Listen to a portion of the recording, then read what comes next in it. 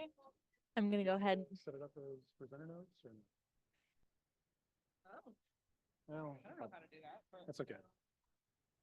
Hi, everyone. I'm going to go ahead and start introducing our presenters today. Um, I'll let you all settle in, but I will just say welcome to the session, Empowering Learners Through Universal Design. If you're joining us online, please place your questions in the Q&A panel rather than the chat panel. Chat will not be monitored. For attendees here in the room, please hold your questions until the end of the session. We'll try to get to everyone's question, but if we don't get to your question, there will be some presenters who will join the chat and try to answer questions individually. To lead us in our final session of the day, we would like to welcome Courtney Ellsworth and Kyle Wagner. Courtney is an instructional design associate and instructional associate teaching in the Learning Design and Technologies graduate program with MLFTC. Kyle is a senior instructional designer with MLFTC and also has previous experience in the commercial sector developing and deploying training and technology resources, incorporating gamification and career development pathways. Courtney and Kyle are ready to give an exciting presentation about a new professional development course designed for faculty and instructional designers on universal design for learning, which is available for everyone at ASU on Canvas. Muster up all your remaining energy and let's give a warm welcome to Courtney and Kyle.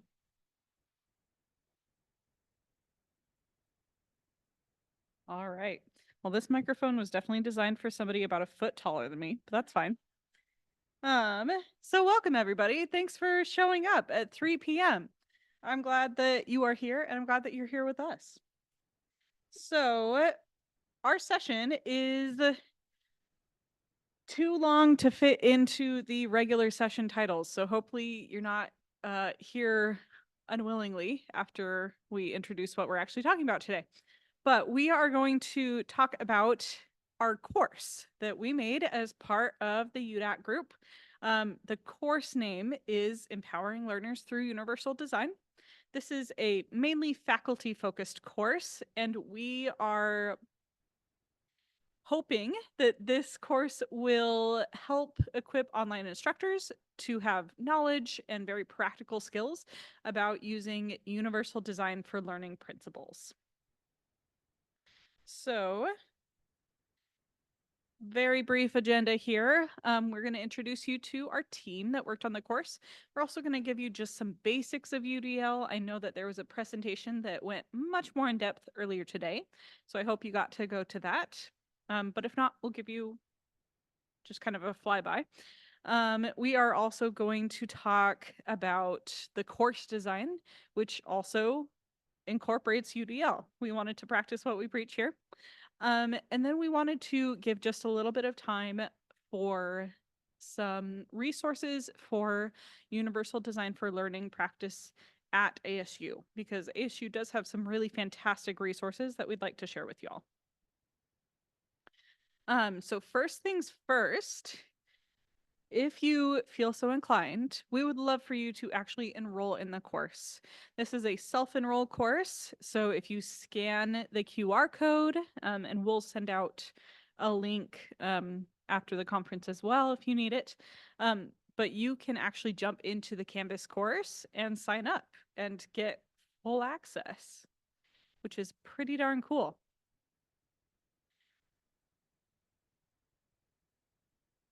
Alrighty. And we will come back to that page later on in the slideshow. So if you didn't get it, that's totally fine. We'll come back. But just to introduce you to our team really quick, this is a pretty massive team, as you can see up here. This project actually came from the Universal Design and Access Technology, UDAT, working group. And from there, this project became enterprise-wide. So very grassroots that ended up really, really big. So we have people from academic enterprise, Ed Plus, educational outreach and student services, including sales. So our student accessibility and inclusive learning services office. So we also had enterprise technology, learning enterprise, and we had some Mary Lou Fulton Teachers College faculty, Angel Morgan and Steve Salick. Angel actually had a couple presentations today that she was a part of. And then we had help from the media team at Ed Plus, including Ron Carranza, Frank Cordova, Andrew Batista, and Aubrey Holland. So many great minds coming together into this project. And we had other faculty who also contributed. So all of that to say, this is a big group project, and it's amazing that it came off as well as it did. And we're really, really proud that this is a project that showcases so many important parts of ASU all coming together. And now we should probably tell you why we did it. So this actually comes from our course introduction. So we thought that it highlighted a really good piece of why we did this. And we did this because we believe that exercising an equitable, inclusive, and thoughtful approach to instruction not only benefits our students, but positions you as a forward-thinking faculty member or staff member who is in tune with the evolving landscape of higher ed and its pedagogical innovations. There is a lot going on in higher ed right now. And obviously, you're at this conference, you care about accessibility, you care about your students being welcomed and being able to be successful in their courses. And we want this course to be a part of that for you. We want to be able to give you guys resources and tools that make things just that little bit easier for you to reach out to the students who might be left behind in other courses or other universities. And now I'm going to turn it over to Kyle to jump into UDL. Thank you. Thank you very much, Courtney. All right, so getting into some basics. Again, there was a much more lengthy and in-depth course presentation earlier on Universal Design for Learning. So this is just kind of a recap of that. Incorporated into this course are not only the concepts, but the application itself of these three main pillars that are from CAST. So the multiple means of engagement, representation, action, and expression. And in each case, what that means in the case of engagement is, of course, for students to be able to engage with others, to be able to have different ways to make meaning of the content and be able to apply it in different ways in their own context. In the case of representation, that is the various different modes and methods for students to be able to gain that knowledge. And then finally, in action and expression, being able to create work products, being able to create artifacts, various different things that are going to be ways that they demonstrate their knowledge.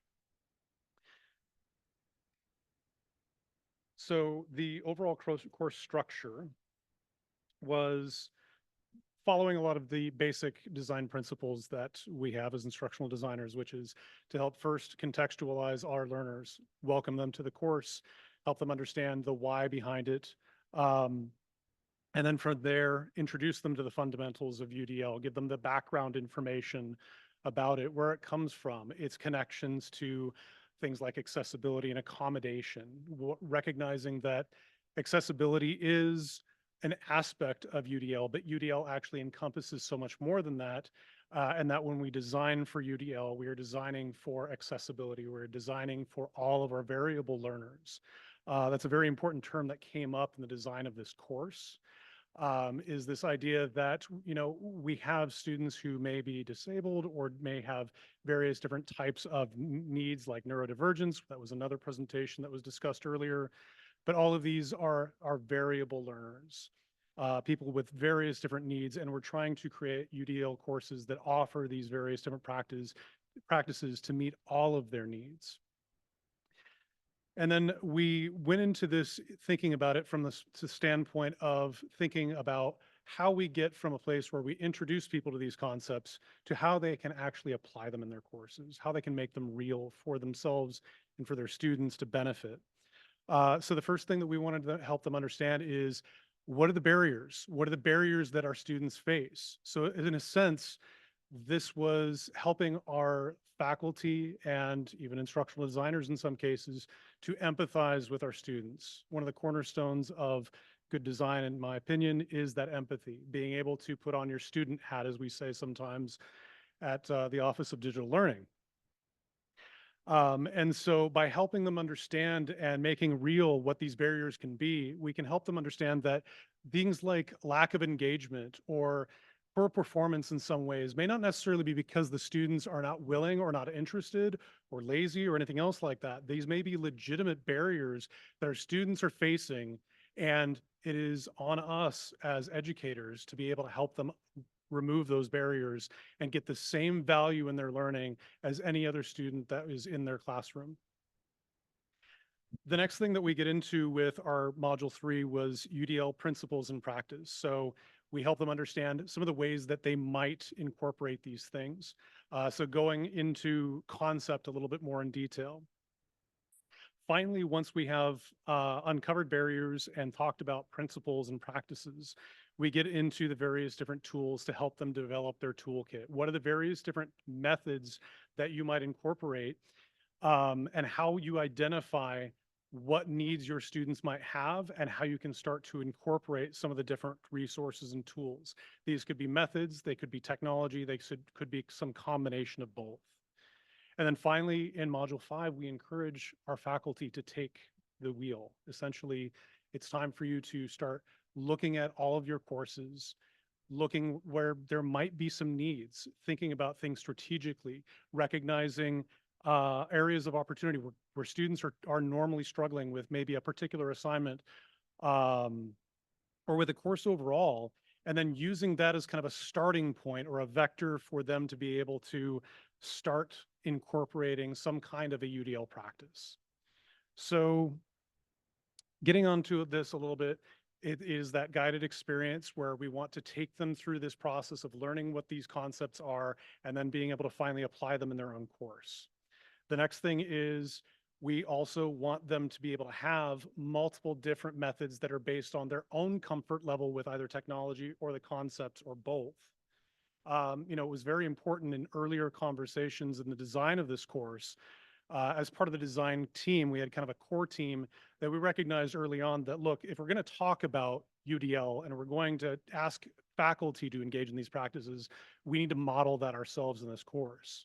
And so one of the ways that we wanted to do that was to offer those different opportunities for a faculty member to grab onto something that's either very simple and basic and easy for them to be able to apply in their own course, or if they are very familiar with the concepts and maybe have a lot more familiarity with different types of technologies, then to be able to go in and incorporate those methods and tools into their course too. But all along with all of that, there's also this idea that you can reach out to your instructional design teams to help you with incorporating these practices. But this is another thing that was also very important in a lot of our conversations, was this idea that you don't have to take any of the courses that you have and apply everything to your course. Instead, it's really about getting a feel for it, getting an understanding of how you apply these things. And the one at a time approach also facilitates this idea of iteration, that this is not a one and done. This is not something where you're just going to go ahead and apply a UDL practice once, hope that it works, and if it doesn't, well, we're going to throw it out the window because it didn't work the first time. No, it's absolutely about iteration. And one of the things that I can show in the course here in just a few minutes is that one of the ways that we iterate, and in fact, one of the most important ways that we iterate, is through the feedback from our end learners. We can try to iterate based on what we think is going on, but ultimately it's all up to our learners to help us understand what their needs are and to be able to use that as a guide to start developing the tools and methods that are incorporated into their course, whether it's through content pages or assignments of various different types. And then the next thing that I want to get into is that ultimately at any time in this, whether it's that you're working with these tools on your own, or want to take the next step, want to improve on some aspect of the universal design methods that you're incorporating in your course, that there's always an opportunity for you to reach out to instructional design teams. One of the things that we do at the Office of Digital Learning with our courses is we go through what's called a sunset meeting, also sometimes referred to as a retrospective, where we take regular feedback from our faculty, but that's also going to be informed by the student experience that they're receiving. An example of how we might get real feedback from our students is that while at the end of all of our courses there is, a student survey, in this case we're actually developing other surveys that are incorporated throughout the course so that we're able to kind of take temperature checks throughout the course, see where students are struggling, and then use that either in the moment or at the end of the course, depending on how severe the needs are. Or how urgent the needs are for us to be able to do some redesign work. But certainly at the end, for us to be able to take all of that feedback and use that for regular iteration on all of our courses. And one of the ways that we encourage our students to be able to get that feedback from them is to use those as extra credit, because it's helping us and it's helping them, and it's also helping future students to learn and improve their experience. Before we jump into the next part, I want to give you just a little bit of a walkthrough of what the course looks like. So again, we have our overview for the course. I need to move this over so that it's not in my way. Zoom UI is sometimes a little bit odd. But again, I wanted to get into what we were talking about earlier as far as these different ways for faculty to be able to apply UDL tools and methods. So if we get into the resources and tools that we have for applying UDL, we get into the representation, action expression, and engagement tools and methods that we offer.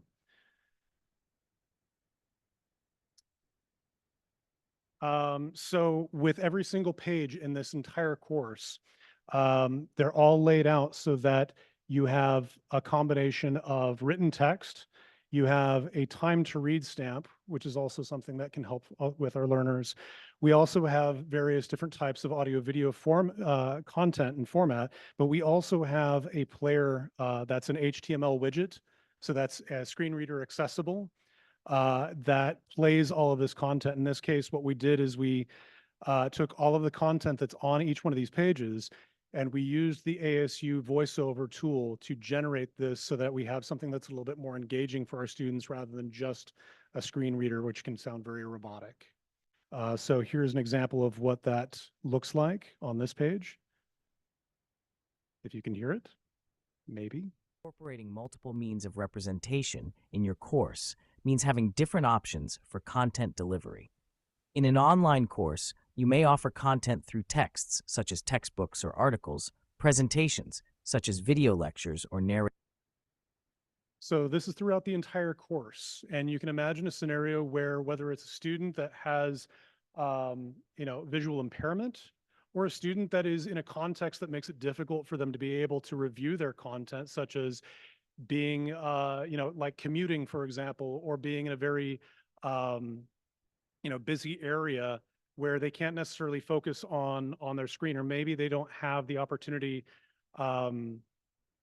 to review the content the way that they want. Basically, we're trying to provide the students with multiple different ways that they can engage with this content.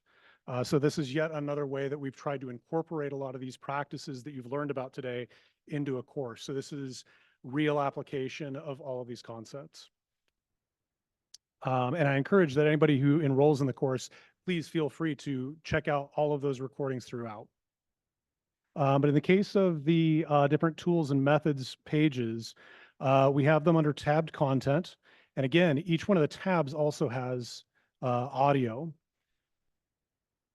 And then we've used various different drop downs. And in the case of the drop downs, this is another place where instead of us having a lot of content on the page, which can be very difficult for certain types of variable learners, we instead want to make it so that they have the option based on their comfort level, but otherwise that information is not cluttering the screen for them.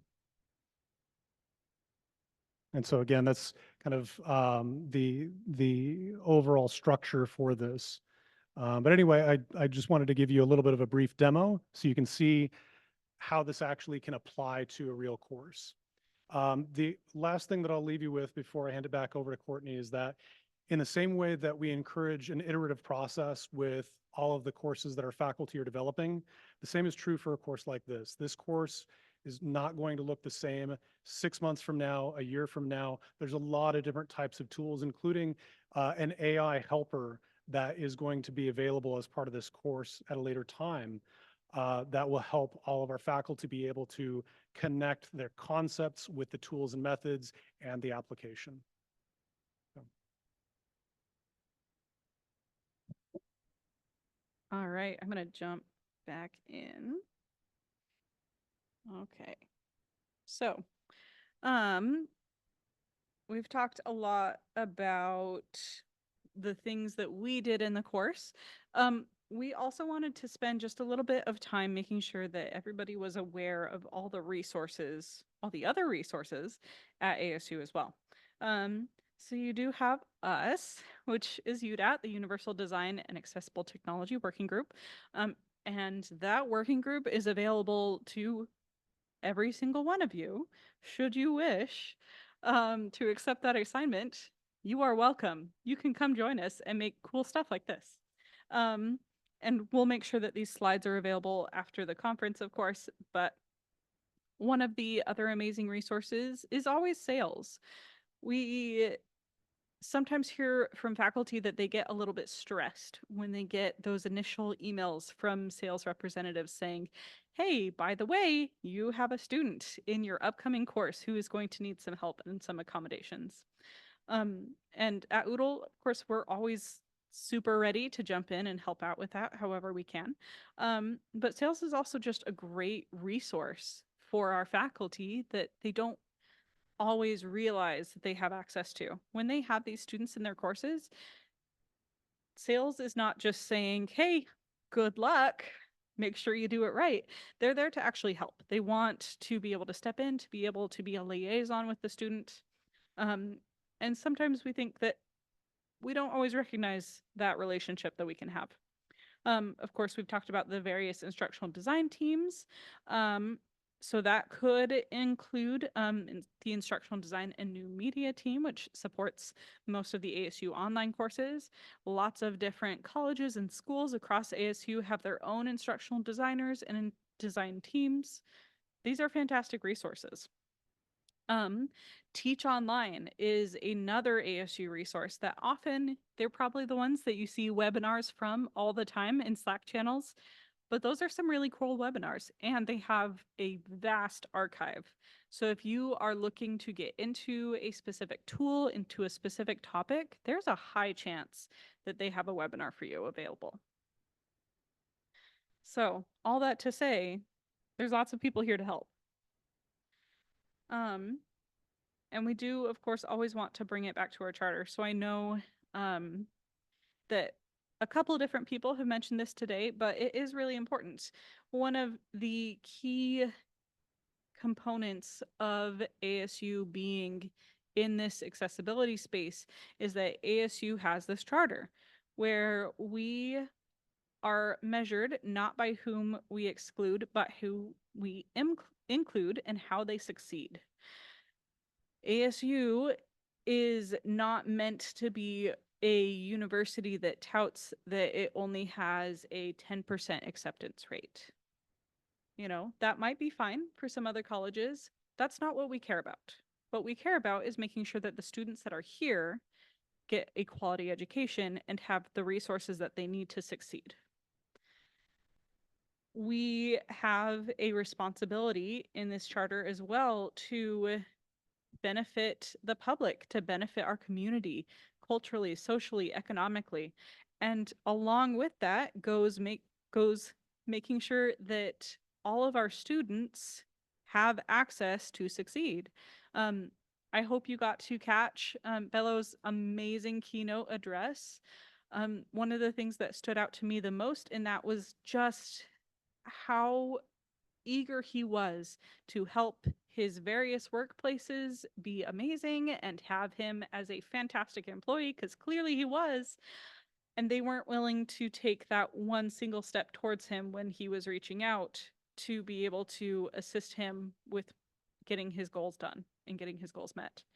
And that's what we're here to do for our students. We're here to make sure that we are also reaching out to them so that when they reach out to us, it can be a two-way relationship. And we are coming close to our time. So we do want to make sure, of course, you are free to enroll in this course. You got a little teeny tiny tidbit of it, but it is a truly amazing course. Even if you are familiar with UDL, I highly, highly recommend going through the course. It has gone through so many iterations. This course has been, I don't even know how long, a year long project? Yeah, a long time. Oh, thank you. It has taken up so much of my life in a good way. And I am really excited about it. So share it out, share it with all your ASU friends, share it with your faculty, especially. We have made it, we've been really, really careful to make sure that this is accessible to faculty.